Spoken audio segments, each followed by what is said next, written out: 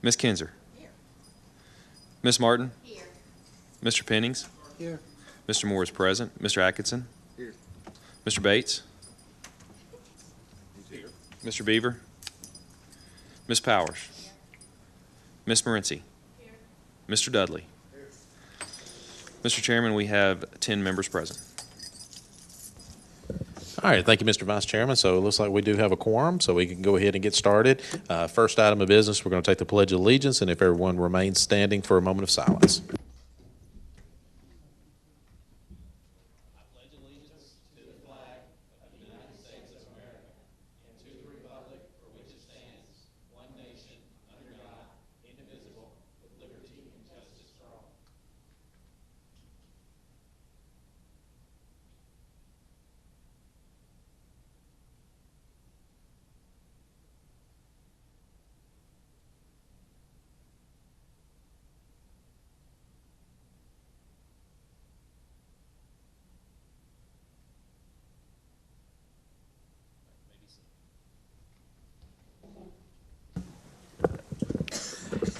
All right, getting into the agenda just real quick. One of the items that's always on our agenda is just a reminder of our mission, and this may be a good way for Dr. Marzak to maybe give us just a real short report about what's happening in Mount Pleasant. And I think you had a press conference today, and so maybe you can just give a quick update to the board. Sure. All right. Thank you very much, Mr. Chairman. I appreciate it. So today we had a very huge announcement out of Mount Pleasant.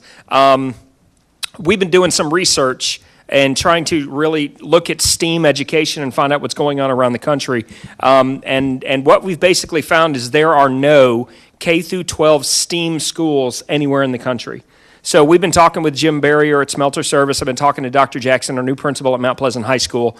And basically we have come up with a way to really put Mount Pleasant on the map. So as you know, Dr. Jackson is our new principal at Mount Pleasant High School. So he is taking on a greater leadership role with the Mount Pleasant schools, and he's stepping up as the lead arts administrator in Mount Pleasant. So that means he's still going to be the principal at Mount Pleasant High School, but he is now going to be overseeing the development and the direction of Mount Pleasant Elementary School and Mount Pleasant Middle School for the visual and performing arts. So as a result of that model shift, we now have the first K through 12 STEAM campus in the entire country. And STEAM, for those of you that don't know, stands for Science, Technology, Engineering, Arts, and Mathematics. So what Dr. Jackson's going to be doing is going to be working at all three schools to make sure that all of those 5 things are interwoven through things that students learn every single day. It's still a project-based learning focus, but through project-based learning, they're going to be integrating the acronym of STEAM into what they do every single day. So now all 3 of the schools are apropos under the hashtag The Mount. So the Mount is now a K through 12 campus concept where students starting as early as 3 years old will get exposed to the arts and go all the way through 12th grade. So big day today. Well, it definitely was an exciting press conference, and so if anybody wants to see that, I think they actually posted the video on our website. So very excited, a lot of exciting things happening in Mount Pleasant. All right, so first item of business, we need to adopt an agenda. Since this is a special call meeting, we can't make any changes. With that, is there a motion to approve? Motion by Mr. Moore, second by Mr. Atkinson. Any discussion on the motion? Seeing none, ready to vote.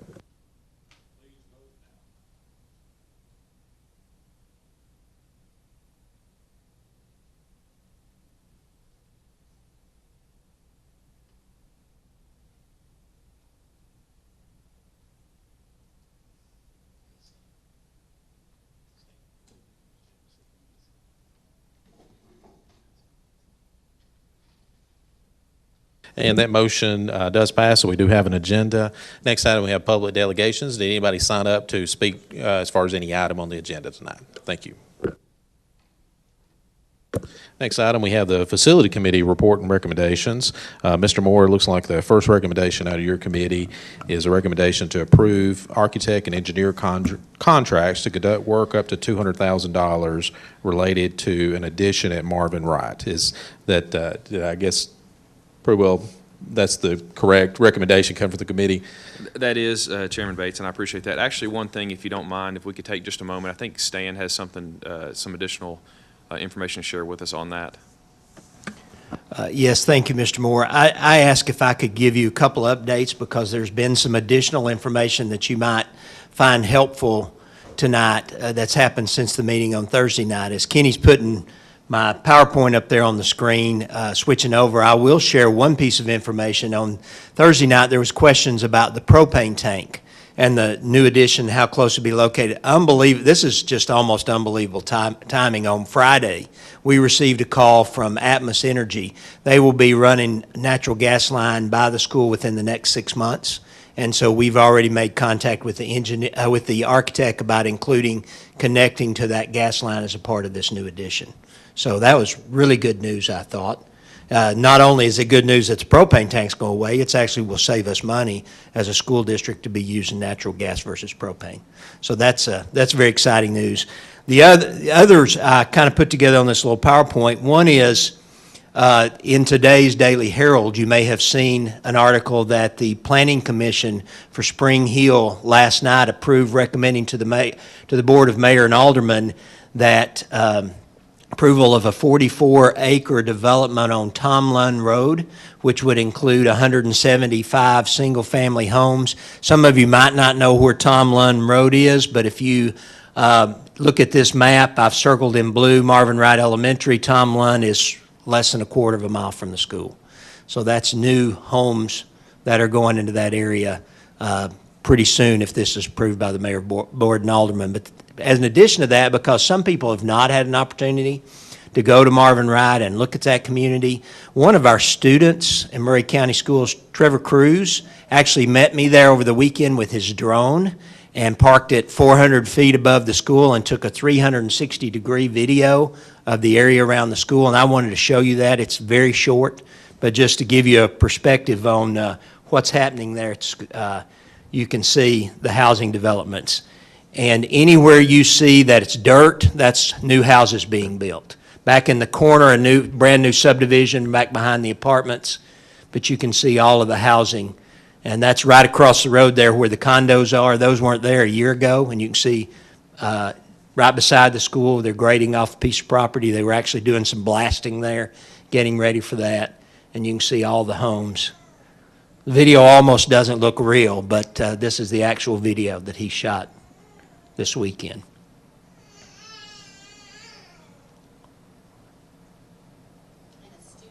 Student, yes, one of our students with his drone. You see more development there, and then you can see the blue roof of the school coming back into the picture there.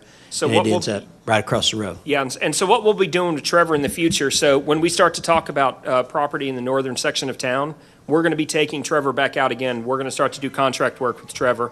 He's a 16-year-old student in Central High School. He's going to be providing more images and more visuals like this for the board so you guys can make better decisions about what you see and what's going in. And I didn't put, he made some additional pictures, and I didn't, well, let me go back to that. Yeah, right there's what I was kind of trying to get to. No, I don't. Let me see if I can start the video one more time. If you'll look in kind of to the northwest of the school, you can see right across Saturn Parkway all the development that's happening along Reserve Boulevard. You know, they only opened Reserve Boulevard a year and a half ago, I think. And there's the Williams Park area, the Reserve subdivision, and all of that is zoned to Marvin Wright as well because it's a mile from the school. So anyway, let me see if it catches in this video one more time, but it's right back around to just this area back in here where you see the homes right in that area, right in there. That's where all the home developments, and you can see some bare ground back in there. So that's just across Saturn Parkway. So it gives you a perspective. I mean, there's just lots and lots of new homes in that area. So just wanted to share that. Thank you, Mr. Breeden, and thank you for that presentation. And please thank the student. That's outstanding, and I love getting that type of information. That's very helpful. And also just want to mention to the board members, Ron Bergatz of Steve Hewlett was going to try to make it, but he's not able to make it here tonight. But he's graciously offered, if anybody has any questions from a building standpoint, he's available by telephone. So we can, if anybody has any questions, I told him I didn't think anybody's going to have any additional questions, but just in case, I wanted everybody to know that. So with that, is there any discussion on the committee's recommendation? All right, I will just note, for me personally, if it was just an either-or situation, the difference between choosing between an addition versus a portable, clearly I would be in favor of the addition. But I guess and I will tell you, in fact, I was leaning towards the addition, but there's a number of factors and a number of circumstances that are causing me concern. And so hopefully you all don't hold that against me. That's kind of my job. I'm paid to worry about things. And so I can't get beyond that I do have those concerns. I was hoping at the committee level that hopefully those concerns would be satisfied. But for me, my concerns about the current recommendation, I still outweigh things for me. Now, that being said, I certainly respect the committee's wishes, and I respect every board member's viewpoints. And so regardless of the action of the board, I will be behind the action of the board 100%. So it'll be full steam ahead. But I will be respectfully voting against this. But like I said, either way, I will be supporting the board. With that, if there's not any other discussion, we're ready to vote.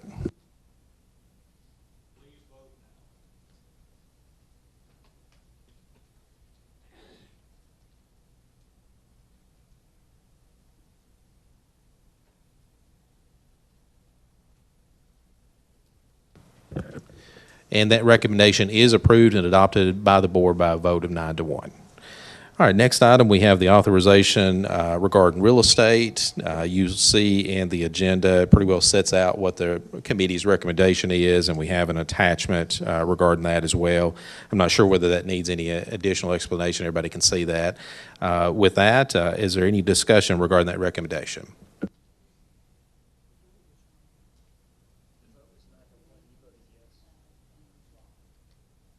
What was that? Oh, well, that needs to be, I'm sorry. There's a clerical error, and that's probably on my part. Yeah, that should be no on my part. And yes on Mr. Atkinson's part. Okay. So it's still 9-1. Still 9-1. We just need to switch seats, I guess.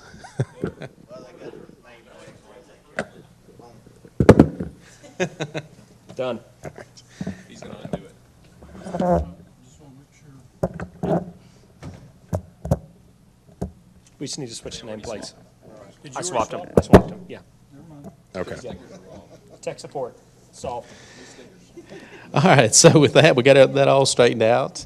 All right, so next to the next recommendation of the committee, is there any discussion on that recommendation? Seeing none, we're ready to vote.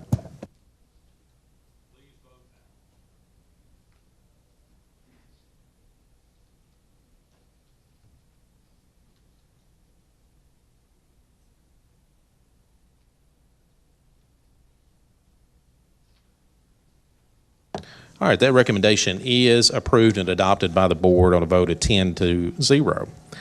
Next items on our agenda, we have items related to these recommendations. We're going to have to discuss some funding sources. So the first item up would be the funding source for the architect fee recommendation. So with that, I'll turn it over to you, Mr. Superintendent, and you can turn it over to who you want to. Mr. Breeden? We would recommend, because the bond money has been received and it is in place. We spoke with the county budget office today. They are in the process of moving that into account that will be assigned for our use. The total amount, they hadn't worked out all the fees, but the total amount of the bond plus the premium was about $22.4 million that will be put into the account. And so we're recommending that this would come from the bond fund, the money that's in place that came from that, which was to be used for the purchase of land, design and feasibility studies for new schools, and then repairs to existing facilities. So we feel like that would be the right place to go to get this $200,000 for this design for both the addition and the road around the school. So the architect and the engineers. All right, thank you, Mr. Breeden. And so as far as that bond money, I guess that will go into our capital outlay budget? Actually, the way they explained to us, that will stay in the county's capital fund, Fund 177. That's the way they typically have handled bond money that the county's repaying. It actually stays in the county's fund, and we actually have to request those purchases through the county purchasing agent. And that's the way that was told us today that it would be handled. Okay, so with that recommendation, will that slow you all down any if we'll have to request to utilize that funding, or will we have discretion over Yeah, what purpose? once it's put there and assigned to the use by the school board, it's just a matter of us issuing the POs through the county budget now. At that point, on all the funds that we've had in the past, Central High School, for instance, once the money was done, there's no more approval that's needed by the county commission, once they put that fund there for our use. All right, so with that, is there any discussion, or is there a motion? All right, I think Mr. Dudley may have won that one. I'm not sure, but I'm going to put Mr. Pennings down as a second. All right, does everybody understand the motion? Any discussion on the motion? Seeing none, we're ready to vote.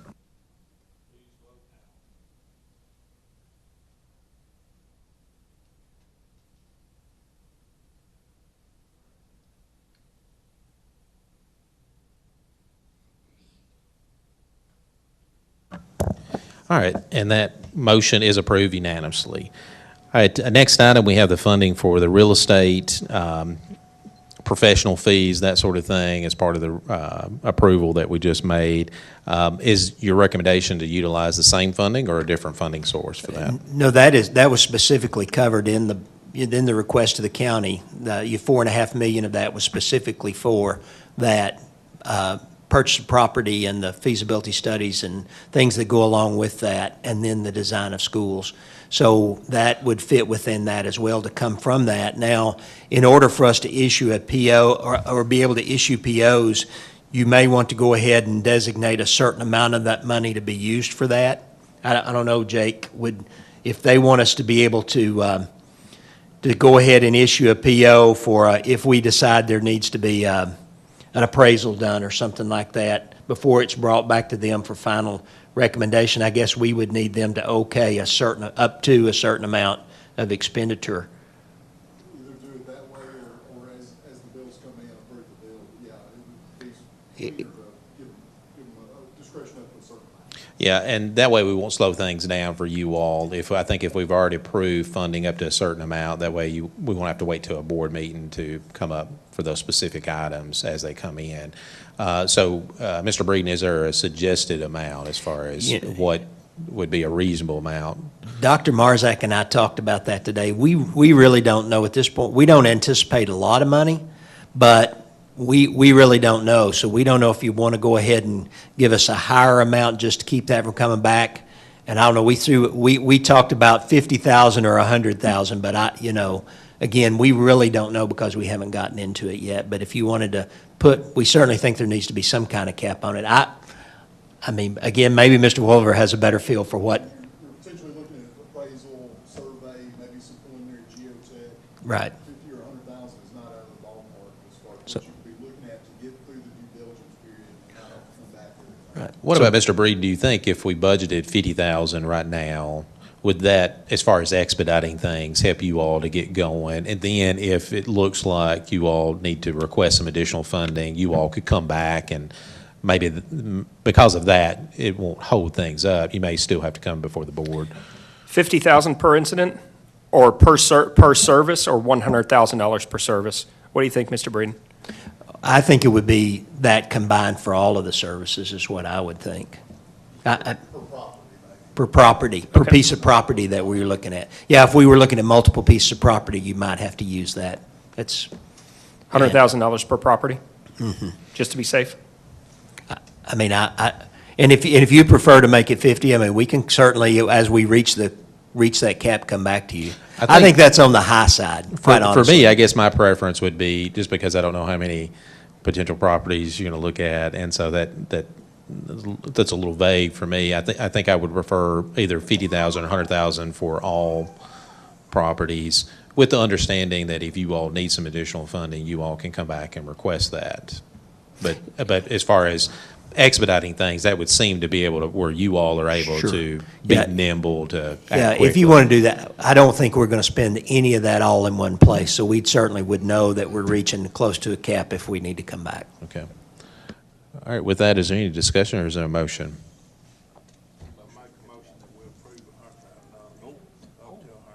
I'm going to go with that one. Well, I mean, as far as, so, I think, Mr. Moore, I think you were getting in the motion first, so that would be on the table, but, so, is that your motion, or? I was making a motion for 50,000. Okay. All right, so we got, Mr. Moore, I think Mr. Moore started with the motion, so we got a motion on the table for 50,000. There's a second to that. All right, second by Mr. Atkinson. All right, is there any discussion on that motion, or is there a motion to amend to increase that to 100,000?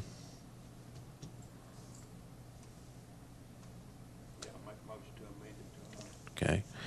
All right, so we have a motion by Mr. Dudley to amend the motion on the table. Is there a second? All right, second by Mr. Pennings to increase that motion to the amount of $100,000. Okay. Any discussion on that motion to amend? Seeing none, we're ready to vote on the motion to amend. This is to increase it from 50,000 to 100,000. Yes, Mr. Atkinson, I'm sorry. I was looking at the $100,000. I mean, it kind of leaves it pretty open. And us not having any kind of something to go by on this. No, I don't know how I want to say it, but does anybody know how much this is going to actually cost us, or estimate, or anything? So. At this point, we do not. I possibly could have gone back and researched what we spent on these types of properties in the past, but I do not know what those are this evening. I apologize. And my reason for doing the 100,000 is, let's say, for example, that we get up to 55, just for whatever services there are, then that could slow down the process as we have to bring it back to the board again and then have to go back and do 100,000. So for me, that gives a window, but just to let you know, we will try to spend as little as we possibly can. That's the idea. Good stewards of the taxpayer dollars. Yeah, and I'll just make that point that every dollar we spend on this is less money to spend on the design or the property, the purchase of the property, and we understand that all that's very, very important. Any other discussion on the motion to amend to increase the motion to 100,000? Yes, Mr. Dudley. Well, my thought is I've got faith in our staff and superintendent. When we're in the middle of this, it's urgent when you're buying property to be able to move on without any things slowing us down. And I'm afraid that if we don't appropriate enough money, we'll get slowed down and delayed, and then that will end up affecting the outcome of being able to buy a piece of property. So that's my reasoning for wanting them to have plenty. All right, thank you, Mr. Dudley. Any other discussion? I will say that I agree with Mr. Atkinson. I'm a little bit concerned about the vagueness of it, not having anything to rely upon. But like Mr. Dudley said, I think we've got a lot of trust in our staff. And this goes back to my initial concern about, I think what the primary thing we should be focusing on is acquiring the property and building a school. And so I do not want that to get held up at all, because I kind of feel like we should have been doing some of these things yesterday. So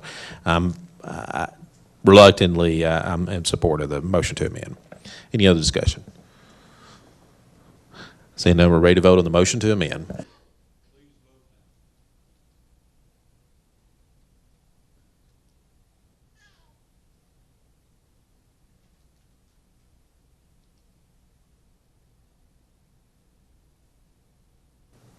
All right, that motion to amend does pass on a vote of 10-0. It is unanimous. So we're back on the main motion as amended. So the motion as amended is to approve up to $100,000. Any discussion on that motion? Seeing none, we're ready to vote.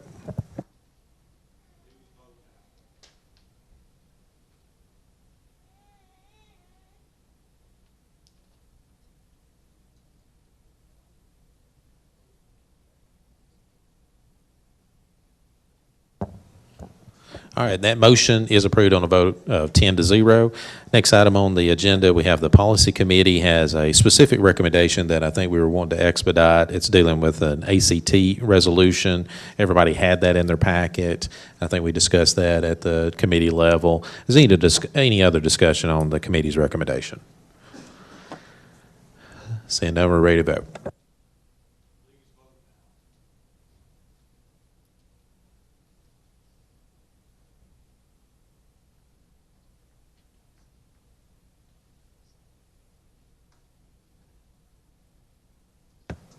All right, that motion, or that recommendation is approved and adopted by the board on a vote of 10-0. And with that, is there a motion to adjourn? Motion by Mr. Moore, second by Mr. Atkinson. Any discussion on the motion? Seeing none, all in favor say aye. Aye. Any opposed? That motion does pass.